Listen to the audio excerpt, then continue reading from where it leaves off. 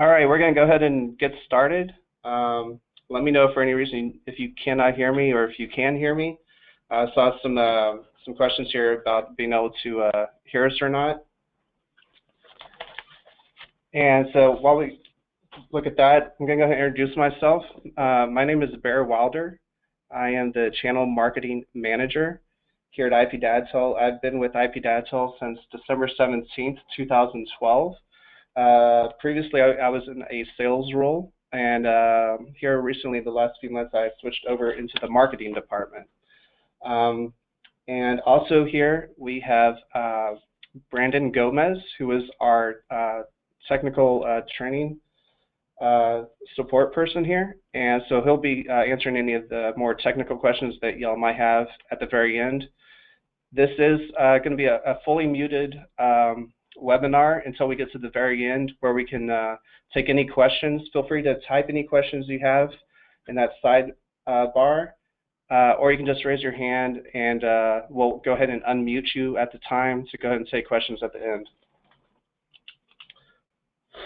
And with that said, I want to welcome all of anybody that's new to ipDatatel, that's kind of looking at us for the first time. Also, any existing dealers and any possible distributors we might have in the line, just to learn a little bit more as well. And if you look on your navigation tool, you will see 3 webinar handouts. There's two PDFs and a PowerPoint available. One is the BAT CDMA Wi-Fi installation guide. One is the ipDatatel brochure with all of our core products. And of course, there is this PowerPoint available. So you can download those at any time throughout this presentation. So with that, I'm going to go ahead and get started here. So on the agenda for today, we're going to go over about ipDatatel, who we are, and also the products and services of the BAT CDMA Wi-Fi. And then we'll go over a little bit more on the technical side of this product as well. And we'll go over the Secure Smart, which is our app that you can do everything from home automation to alarm panel controlling on that. And then at the very end, we'll go over a lot of different tools that we have to support all of y'all. Okay, so about us, we were founded in 2007, originally by Russell Vail, who has more than 30 years of experience in the industry, and that's split between Central Station as well as alarm dealer companies as well. And we do have, in 2009, we came out with our very first product, which was the IPD BAT. It was our first one, was an internet-only device. And since then, in 2013, we came out with our product award-winning dual path IPD BAT CDMA, which is internet and cellular both. And on the monitoring side, we provide a strong redundant communication between our devices and the central station. And we can get a little bit more into that later as well. So our goal here at ipDatatel is to provide all of our dealers the ability to save time and money by reducing truck rolls via our virtual keypad access and upload and download feature as well. And as most of you are aware, there are VoIP line issues when it comes to data signals going to and from the central station, and POTS lines that are going away rapidly. So we are a complete solution for that.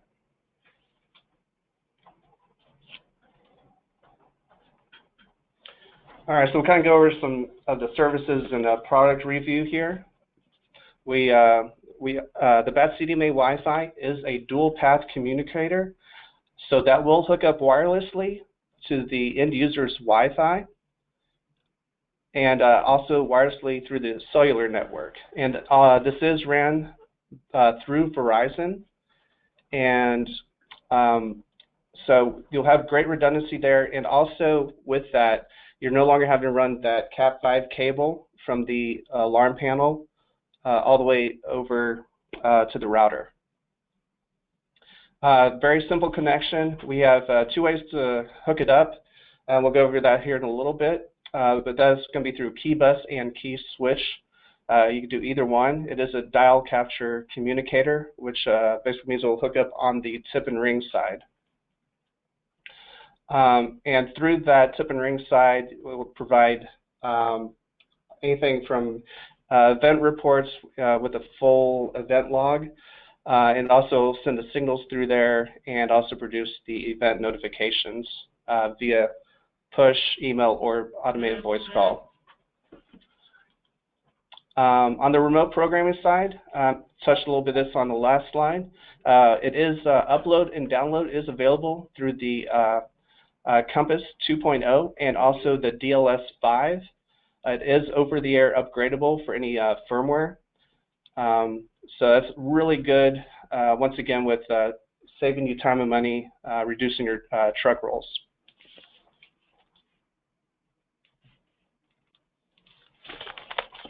I'll go over here a little bit about our Secure Smart app. You'll see a few screenshots here. On our Secure Smart app, you have pretty much everything we offer under one app. One username, one password, one app. Far left, you'll see the full virtual keypad there. And so that's where you can do straight up arming, disarming, and you can even do some programming on that as well. The next one over, you'll see some more of the home automation features, such as door locks, light control, thermostat control. And then the one over as a bigger shot of the light control, do on-off. There's even a dimmer control if it's a dimmer featured appliance module. And this is, any of the home automation side is all Z-Wave compliant. And then the last shot you see there is the push notifications. It goes straight through the app and straight onto your phone.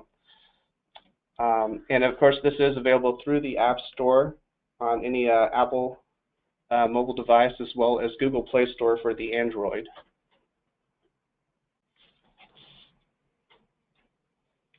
Now we're going to get more into the technical review aspect of it here. So on our compatibility, we have basically 2 areas to look at.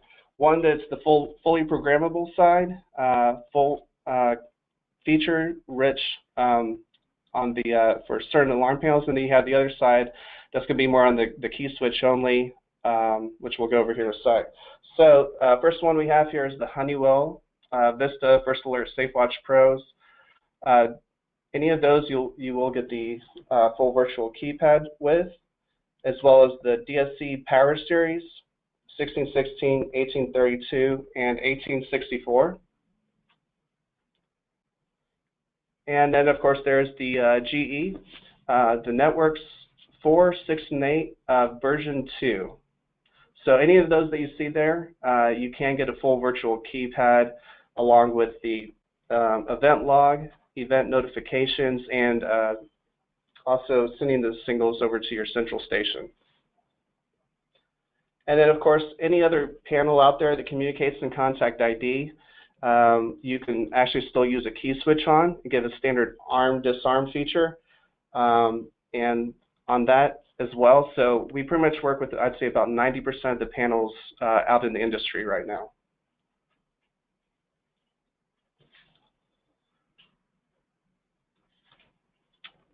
And on here, this is going to be the wiring diagram. 2 of our pretty much standard wiring hookups. On the left, you'll see the fully programmable side. On the right, the key switch side. So on the fully programmable side, you'll see it's simply just 6 wires. Very simple hookup to the key bus. You're going to be hooking up the tip and ring, the 2 data wires, and then the 2 power positive negative wires. And then on the key switch side, very similar, a little bit different though. Again, tip and ring. Then you're going to have, depending on your alarm panel, it'll be a PGM, aux, or a trigger, and then also any open zone, and then your positive and negative for the power. And in case you're wondering, we run about 130 milliamps steady draw from the alarm panel and 180 milliamps very max current for it.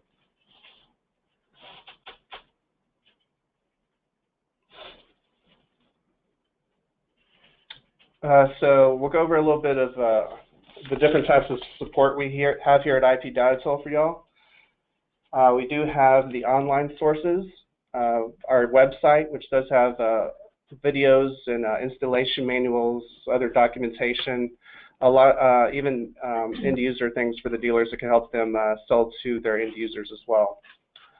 Other online resources we have is going to be the dealer portal, known as alarmdealer.com.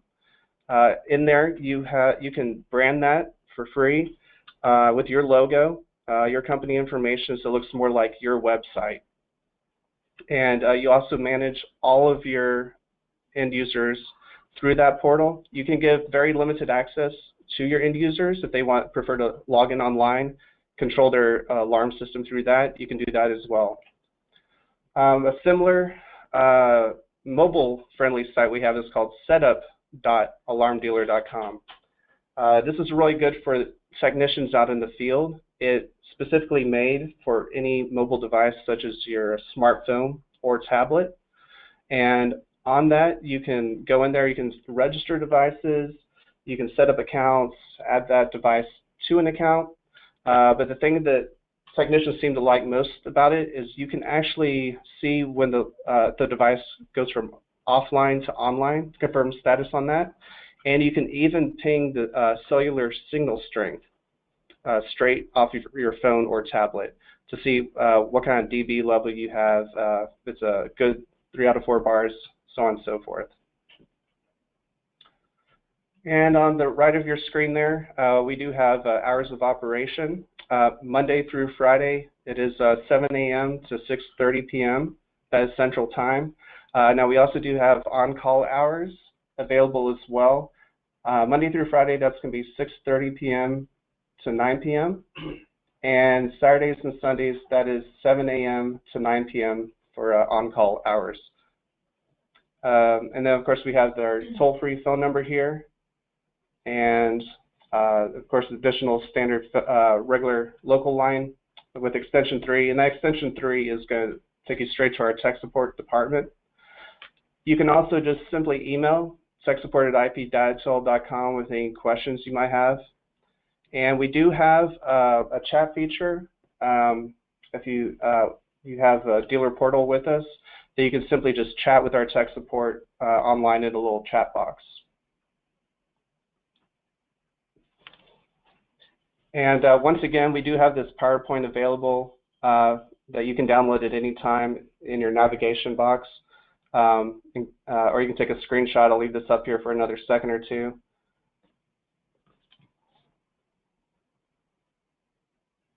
Okay, moving forward. All right, so we have, this is going to go over a little bit of how we here at ipDatatel can save our dealers money. To give you some examples, the lower customer acquisition costs by 50%. So basically any existing alarm panel you have out there, as long as it communicates in contact ID, which is most of them out there, you don't even have to swap out the alarm panel. You save your customer money, save yourself money, save yourself time, and you can hook it up, and you can still hook it up on their existing alarm panel and still provide all those features to them, and that'll also help increase your RMR as well. Next one here we have is the lower services costs by up to 75%. We kind of went over this earlier. There is remote panel programming available, which will reduce your truck rolls, which will save the dealer time and money. And again, that is going to be through the DLS5 software for DSC panels that we're compatible with, and also the Compass 2.0 software for the Honeywell panels. And lastly on here, we have the increases profit margins by 20%. So we can actually save the dealer on a monthly cost basis once you start including those interactive services. Those will be a great added RMR feature for y'all once you include that.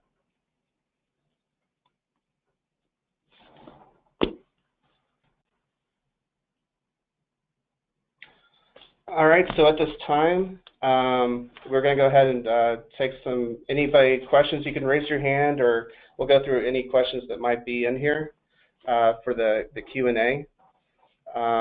So if you do have a question, you should be able to raise your hand. Or just see here. We're going to start with the typed questions first.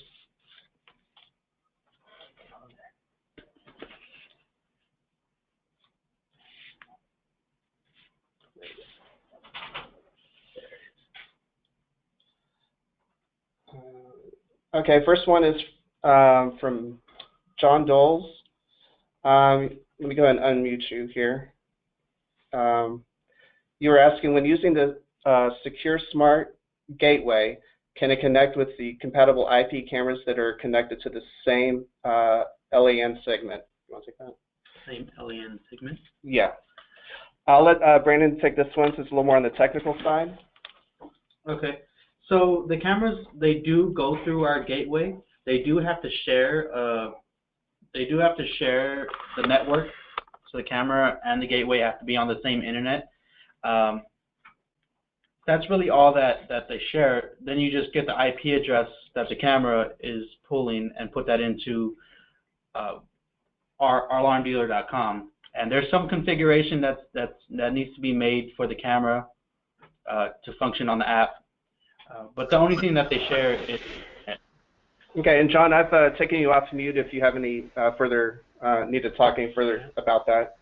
Okay, yeah, my biggest concern was I'm using a third-party NVR that has these cameras connected directly to it. So I'm wanting to know, being that it's addressed on the same LAN segment, that if they're compatible, then I'm thinking it would pick it up. Is that right? Yeah, that should be fine. What type of cameras are they? Do you know offhand? Well, I've got currently two Hikvision or Hikvision, and then I've got two LTS. Their brand is they call it the CMIP 8242. Okay. Right. So the Hikvision is it's on our list of supported cameras that we've tested in-house, so you shouldn't have an issue there at all. The other one I'm sure we can still work with as long as it's an IP camera. Okay, yeah, it is. Yeah, and again, all we need is the same internet that the gateway is pulling. So Sounds I don't see an issue. Thanks. Okay. We'll go ahead and go to the next question we have here. Ray, let me go and get you off mute here, Ray. You had a question about the Wi-Fi cellular. Let me go and find you on here.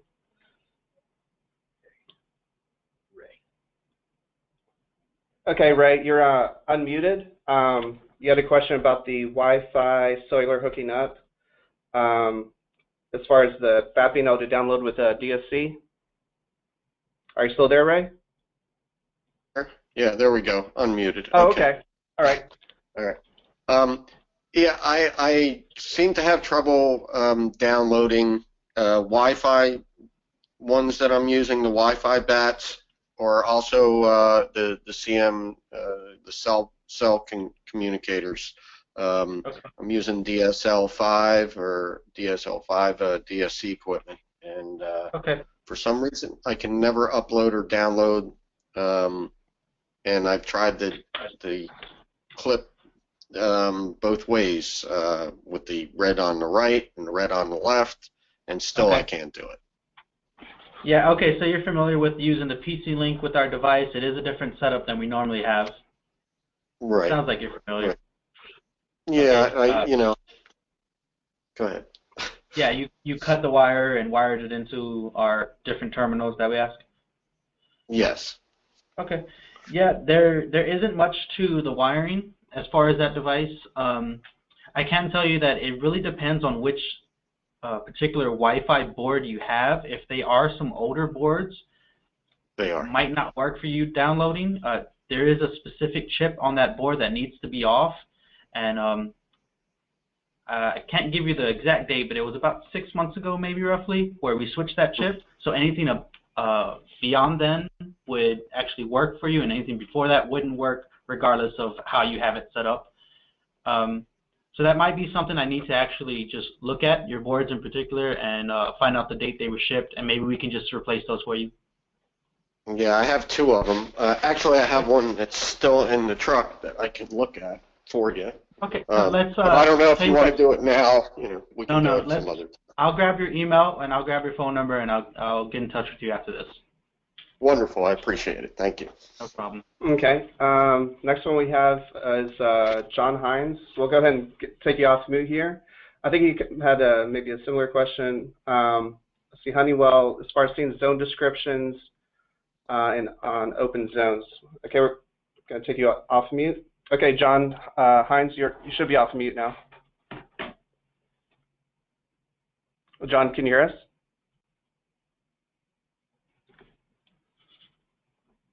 I know when mine, I had to unmute it myself.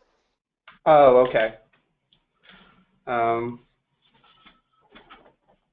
It's the little microphone at the top of the go to meetings on the right side. If it's blue, you're good. If it's not, then you're muted.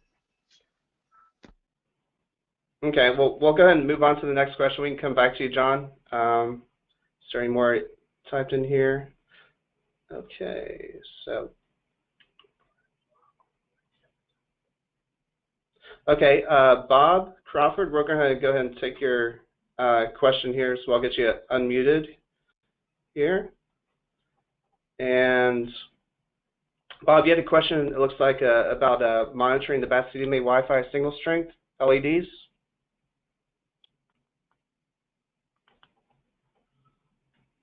Oh, Bob, are you there?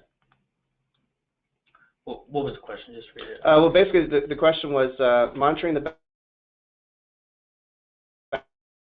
provides misleading readings. 3 bars can equal 51%, not 75%. Dealer must be able to verify signal strength directly. So basically, it's showing basically inadequate signal strength. So just as far as addressing the signal strength issue on that. Okay. Well, if you're starting from the bottom, say 2 out of 4 bars, that would probably be a lot higher than 50. It would be more closer to 100. So 3 out of 4 bars would be closer to 90, 95. We wouldn't get 50 unless there was a high gain antenna on there. Our lowest would probably be in 68, 69 from what I've seen. So I don't know where the 50 is coming from unless you have a high gain antenna on there or something that's boosting the signal strength. But if you're seeing wrong readings or you think you are, we can get in touch. Bear can give you my email and we can take care of that. And I would want to look for something like that so I can investigate it a little further. Okay. Moving on, we have Thomas Herman. You had a question about Canadian customers as far as a GSM version or a CDMA service available.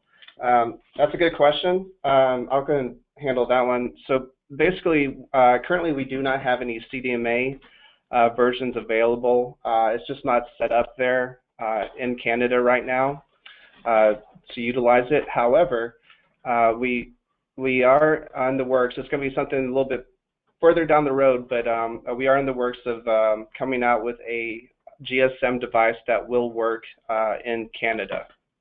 And we'll probably be partnering up with one of the major providers up there.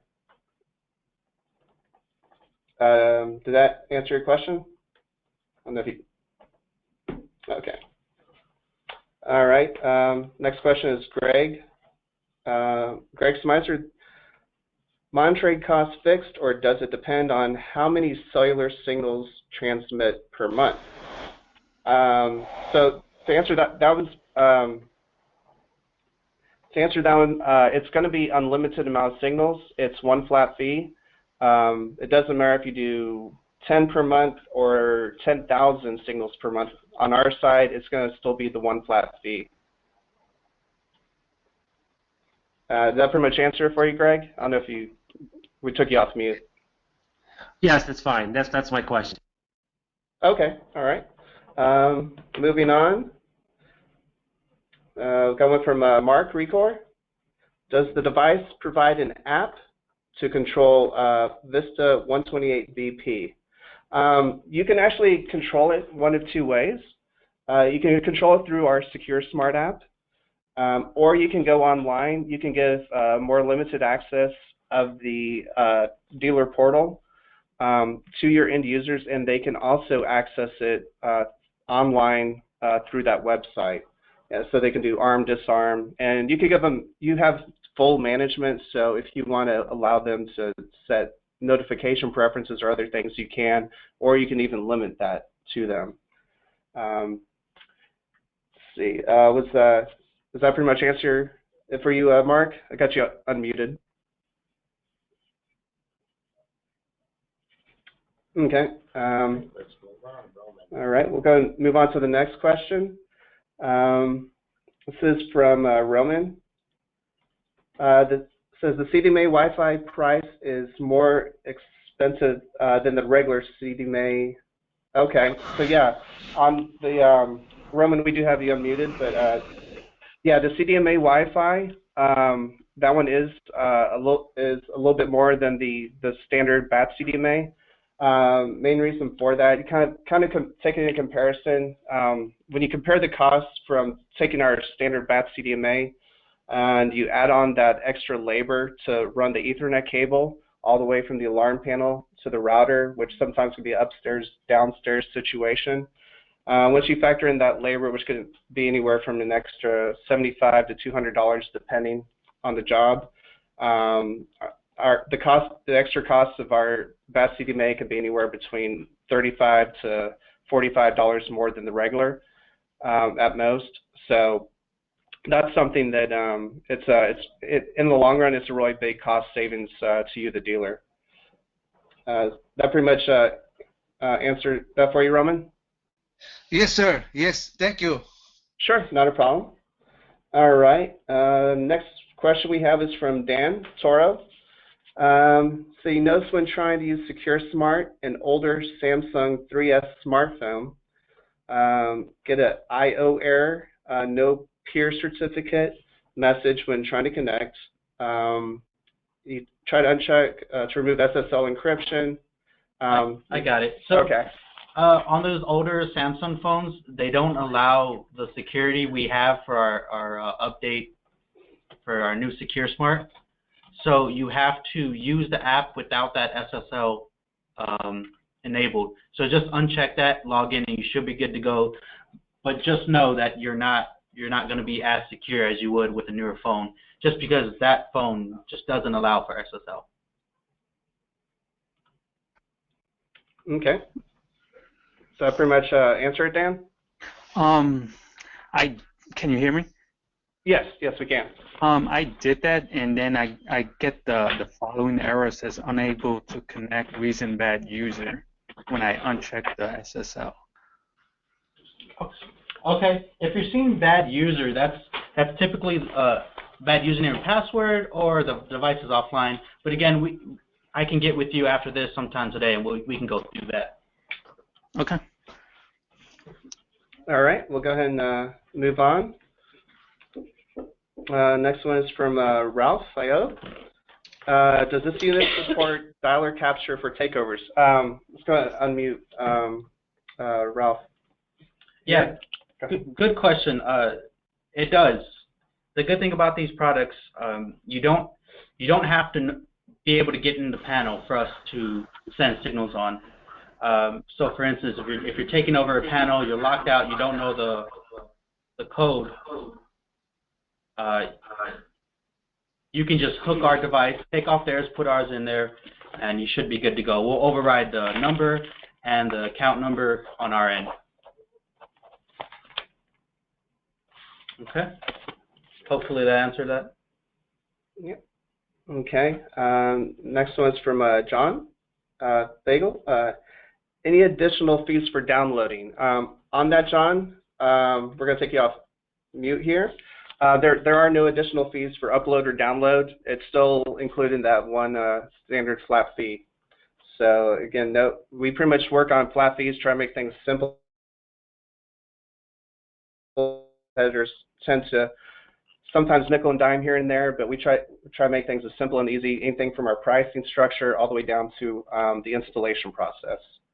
So hopefully that answers that for you.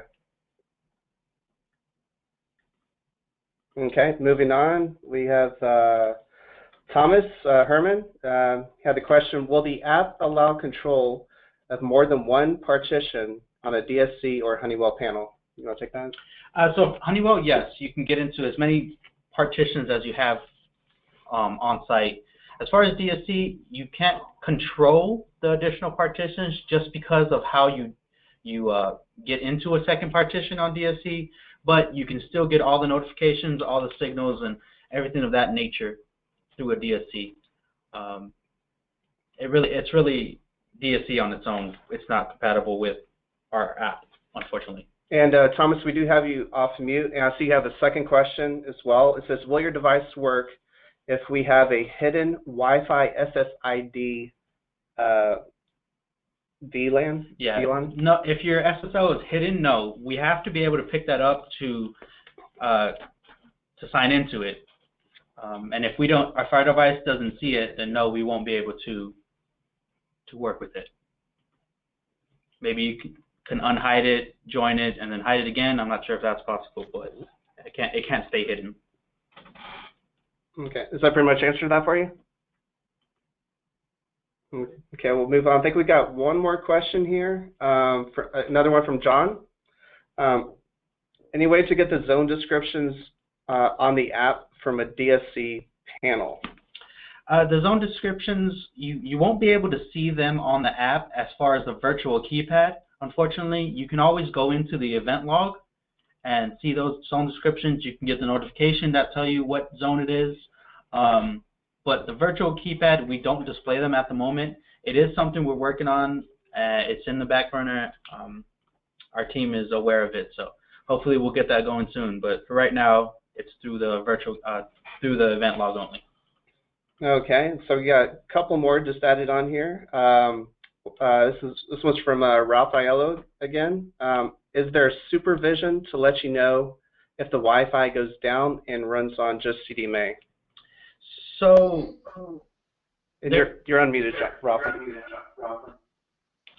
So there is a supervision when it comes to our device. We do check to make sure the device is on Wi-Fi. When we don't see it's on Wi-Fi, we'll roll over to cellular. There's no way for you to know, unfortunately, aside from going to our website and checking it. You can see whether it's on cellular or Wi-Fi, but we do check and we do roll over. It takes about 2 minutes to get rolled over. All right, and one more from Greg Hammond, and we'll take you off of mute also for this one. This is a good question. We continue to get requests for the ability to use multiple partitions on DSC. I've been told it is coming for a couple of years from ipDatatel. Is it still coming? So again, the way you get into a second partition from DSC is you hold two buttons down at the same time. The way our app was designed, that's not possible. So it will take a redesign of the app or a full breakdown of the DSC panel, reverse engineering of it to get that functioning. And that's a lot of time and effort we will put into it. I know it's been some time, and you've been asking. We are working on it, but it's not a quick fix, unfortunately. It's actually not two buttons that you press at the same time, as I recall. It's pressing the pound sign for 2 seconds that actually causes it. So I thought it would be a little easier to be able to emulate with maybe an additional button that would automatically emulate that press of the button for 2 seconds to force it to come up into the partitioning. Okay. Holding down the pound sign, I'm not sure about that. I'd have to check again. From what I was told, it was 2 buttons at once, but that's fine. In any case, it's still in the works. I do apologize it hasn't come out. Yeah, we'll get back to you on it. Yeah, I'll leave it at that. We just do continue to get requests for that, probably weekly. I'm not exaggerating. Yeah. No, I completely understand, and I believe you, and I am fighting for it. Me and Baron, we get them every day about it, so yeah, we do. We understand the urgency of it, but like I said, it's not something that we can do overnight, unfortunately, and but just for your peace of mind, me and Bear, we know how badly you guys want it, and we are fighting to get it for you. Okay, next one is from Thomas Herman. Looks like what time we got here? Okay, we still got some time. Thomas Herman asks on any current plans on supporting the new DSC panel? I'll let Brandon take that one. So I'm assuming that should be the Neo, if I'm not mistaken. Yeah, I'm assuming you're referring to the Neo. We do support it. It does contact ID, so you can send signals with it, and it is capable of doing key switch. So you can get some virtual keypad access out of it. You can get an arm and disarm at least. As far as getting a full functioning keypad out of it, that's what's coming next. They did do some changes to the key bus and kind of locked us out of it for the Neo. So we have to reverse engineer that panel to get that working. But we do work with it, so you can send signals and you can get the virtual keypad. Okay. Got another one here from John Feigl. So his question is, if the internet connection is down, how does the cell/BAT know it's offline? Voltage or IP? If the router is up and supplying an IP, how does the radio know to switch to CDMA? So you're right. The device will still think that it's connected to the router, regardless if the router has internet or not. But it is in our protocols to, when we don't have internet, to find a cellular signal after that. So once the internet is dropped, we will still be connected to the router. But if we don't see an IP address coming from the internet, we'll switch over to cellular. Okay. All right, and I think that should be it as far as all of the actual typed in questions. Any other last questions? Oh, we got one more. On a DSC panel, do you need a fully functioning keypad to get all the features? No. Well, it's not. Well, basically, it's going to be one or the other. The real difference between a full virtual keypad versus the like a key switch operation is going to just be that you'll have either a full virtual keypad or you'll have your key switch operations, which is arm and disarm. Now, past that, all of the other features will be the same. You'll get the full reporting event log, which archives up to 90 days. You will have the end user notifications via automated voice call, push notifications, and also email. And of course, the forwarding of alarm signals as well. So really the only difference between the key switch operation and the full virtual, if it's a fully compatible panel, is just the keypad itself, either arm, disarm, or the full functioning keypad. Is the IP Fob Apps still in use? So we still support the IP Fob app in regards to if you're having issues with it, or if you just want us to check on it. Yes, you can call us in. We can look at that. We don't upgrade it. We will not send updates to it. We do work with Secure Smart now. So if you have any existing customers out there, they can continue to use it if that's what they like. But we do recommend switching to Secure Smart. And I believe it will be going away sometime shortly. So just be aware. We'll send an email out, a blast email out when that's coming. But I would recommend switching over to Secure Smart. All right. next one from Greg. Will ipDatatel be implementing the ability to upload, download on the NX series panels, GE CADX? Yes, that is something that we're working on. I can't give you a good date on when that's coming, but yes, that's in the works. Okay. And I think that's it. If anybody else has a question, go ahead and raise your hand or feel free to type a question, and we'll go and look here. Let's see, now that hand went down. Anybody else? Nope. All right. One more. Oh, we got one more question here. So are the other features of a robocall to a subscriber's phone as a voice message? Automated voice calls. I guess you're talking about the notifications, the automated phone calls. Still available. Still available. Yeah. When this was the DSC question. Yeah. Regardless of what panel you're using, those services will always be available. Those come through the signals that come to us. So you can be using a DSC, fully supported power series, or you can be using an old 5010, and you can still get those notifications. So yeah, that doesn't really matter. Okay. Let's see. Anybody else here?